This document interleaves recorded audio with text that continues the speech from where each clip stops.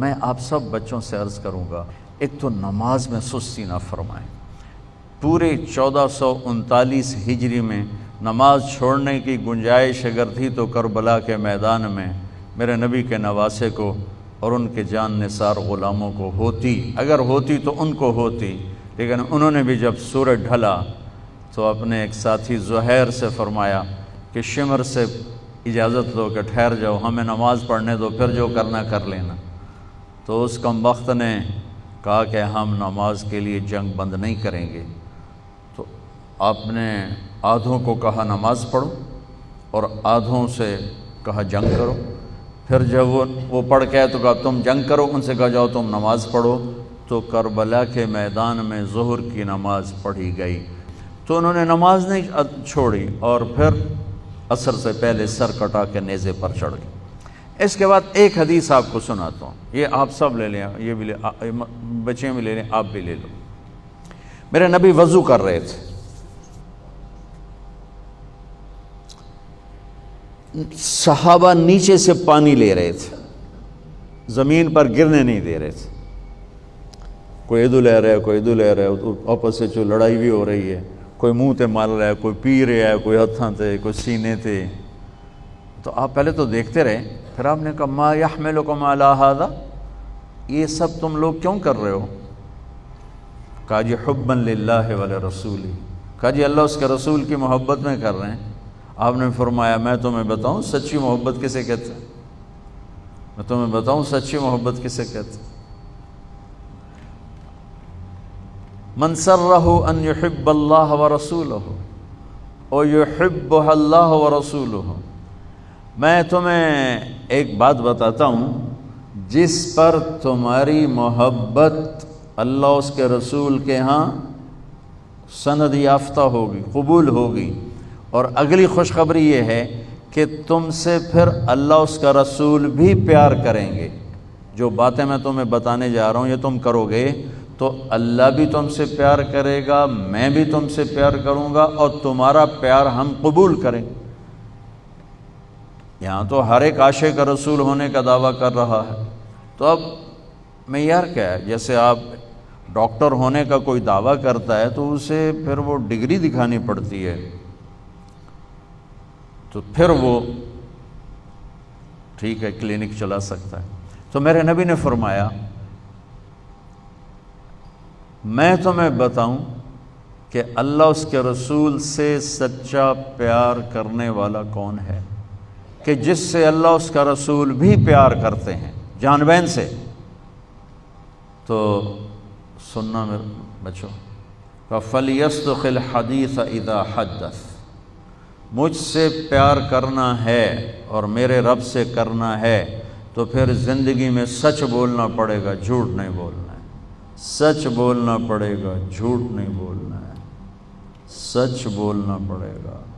میرے دیس کو بجلی کی کمی نے نہیں مارا، میرے دیس کو معیشت کی کمزوری نے نہیں مارا، میرے ملک کو قرضوں کے بوجھ نے نہیں مارا، میرے ملک کو جھوٹ نے مارا ہے کہ پورے پاکستان میں پاؤں میں چھالے پڑ جائیں گے تمہیں سچا آدمی تلاش کرنے کے لیے۔ جب کسی قوم میں جھوٹ پھیل جاتا ہے وہ اللہ کی لعنت کا شکار ہو جاتا ہے، فَنَجْعَلْ لَعْنَةَ اللَّهِ عَلَى الْكَاذِبِينَ، اللہ کی لعنت برستی ہے جھوٹے انسان پر، جھوٹے مرد پر، جھوٹی عورت پر، جھوٹے معاشرے پر۔ تو میرے نبی نے حب رسول کا، حب رسول کا، حب محبت رسول کا پہلا پیمانہ سچ بول۔ اس پر ایک اور حدیث یاد آئی، جب اللہ جنت میں اپنا دیدار کرائے گا نا، جنت کی سب سے بڑی نعمت ہے اللہ کی زیارت۔ جب اللہ تعالیٰ اپنی زیارت کروائے گا اور پردہ ہٹائے گا تو سب سے پہلے کیا الفاظ اللہ ارشاد فرمائے گا؟ مرحباً بالصادقین، میں اپنے سچے بندوں کو مرحبا کہتا ہوں۔ ایمان، نماز، روزہ، جہاد، تبلیغ، حج، زکوٰۃ، تہجد، عمرے، ذکر، تلاوتیں، یہ ساری نسبتیں اللہ کہتا میں اپنے نمازی بندوں کو مرحبا کہتا ہوں۔ یہ ہوں گے سارے نمازی ہوں گے، یہ ساری صفات والے ہوں گے، لیکن اللہ تعالیٰ جس صفت کو ہائی لائٹ کر کے ان کو ویلکم کرے گا وہ سچائی۔ میں اپنے سچے بندے بندیوں کو مرحبا کہتا ہوں۔ تو میرے عزیزو، کوئی بھی معاشرہ ڈنڈے سے صاف نہیں ہوتا ہے، ذاتی محنت اور کوشش سے ہوتا ہے۔ تو آپ ہمارا بہت بڑا سرمایہ بیٹھے ہو، میں 3 باتیں بتانے لگا ہوں، یہ 3 آپ، ایک نماز تو کوئی اس میں عذر قبول نہیں، اس کے بعد 3 باتیں آپ کو بتانے لگا ہوں۔ فَلْيَصْدِقِ الْحَدِيثَ إِذَا حَدَّثَ، سچ بولے جھوٹ نہ بولے۔ فَلْيُؤَدِّ الْأَمَانَةَ إِذَا تُؤْمِنَ، کسی کو دھوکہ نہ دے، کسی کو دھوکہ نہ دے، امانت داری سے زندگی گزارے، دیانت داری سے زندگی گزارے، کسی کو دھوکہ نہ دے۔ میرے نبی نے فرمایا میرا امتی ہر گناہ کر سکتا ہے، 2 نہیں کر سکتا، ایک جھوٹ نہیں بول سکتا، ایک دھوکہ نہیں دے سکتا۔ جریر بن عبداللہ رضی اللہ تعالیٰ عنہ نے اپنے نوکر سے کہا گھوڑا خرید کے لاؤ، وہ لے کر آئے منڈی سے 300 کا، کہنے لگے جی آپ پیسے دے دیں، میں نے 300 میں سودا کر دیا ہے۔ تو وہ گھوڑے کو دیکھا تو وہ قیمتی تھا۔ جریر بن عبداللہ شہزادے تھے، شاہی خاندان کے تھے، یمن کے گھوڑوں کی نسلوں کو جانتے تھے۔ کہنے لگے میرے بھائی میں تیرے گھوڑے کے 400 کر دوں؟ کہا جی کر دو۔ کہا 500 کر دوں؟ کہا کر دو۔ کہا 600 کر دوں؟ کہا کر دو۔ پھر وہ تھوڑا پریشان ہونے لگا، بھئی کدی خریدار بھی مول ودایا، تو بیچنے والا اوپر کھڑا ہوتا ہے، خریدار نیچے کھڑا ہوتا ہے، یہ تو الٹا کام ہو رہا ہے۔ خریدار کہہ رہے 500 کر دیں، 600 کر دیں، 700 کر دیں، 800 کر دو۔ کہ حضور میں تو 300 تو بھی راضی ہوں، تسی 500 کڑی گل دا بتایا، کبھی اس کو 800 دے دو۔ وہ تو چھلانگے مارتا چلا گیا۔ جب وہ نکل گیا تو کہنے لگے، تو ان کے نوکر نے کہا حضرت میں جو 300 میں سودا کر کے لایا تھا تو یہ کس خوشی میں 500 بڑھا ہے؟ یہ میری گھڑی ہے، میں 100 روپے میں بیچوں، 1000 میں بیچوں، اور آپ گاہک ہیں، آپ 1000 میں لے لیں تو یہ شرعاً جائز ہے۔ میں نے بہت زیادہ منافع لے لیا، قانون کی پکڑ میں نہیں، چونکہ میں نے کہا جی جتنے لینے، انہوں نے کہا لو، ہو گیا۔ لیکن ایک ضابطہ اخلاق ہے، ایک ضابطہ قانون، ایک ضابطہ اخلاق ہے۔ ان کا میں جو 300 میں سودا کر کے آیا تھا تو پھر یہ 500 بڑھا کے کیوں دیے؟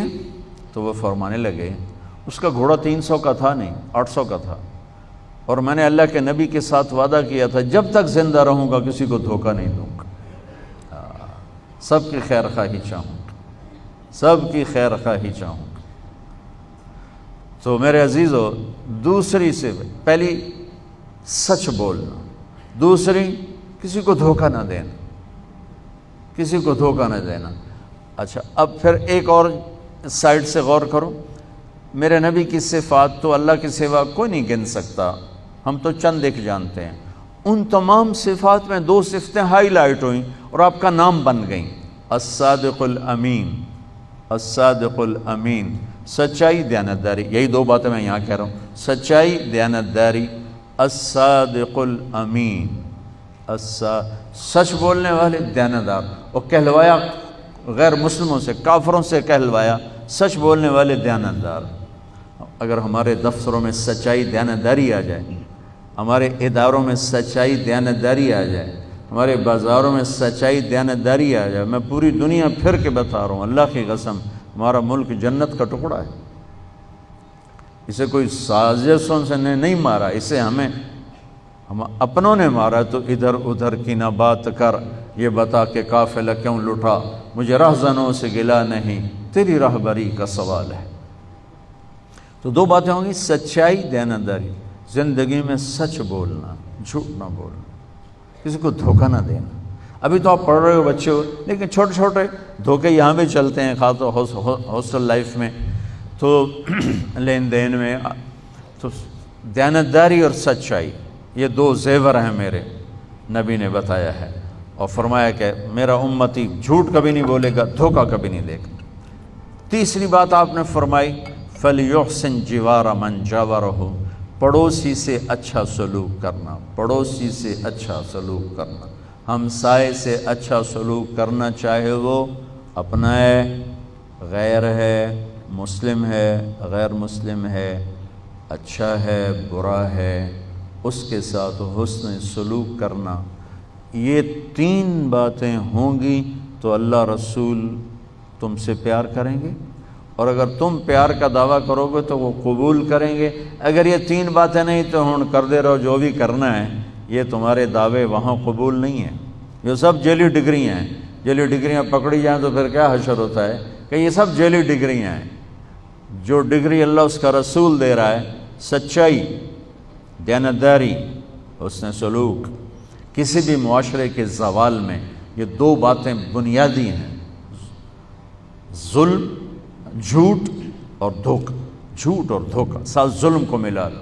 اور کسی بھی معاشرے کی بلندی، کسی فرد مرد کی بلندی کے لیے 3 باتیں، سچائی، دیانتداری اور انصاف، اس کی بلندی کے لیے کافی۔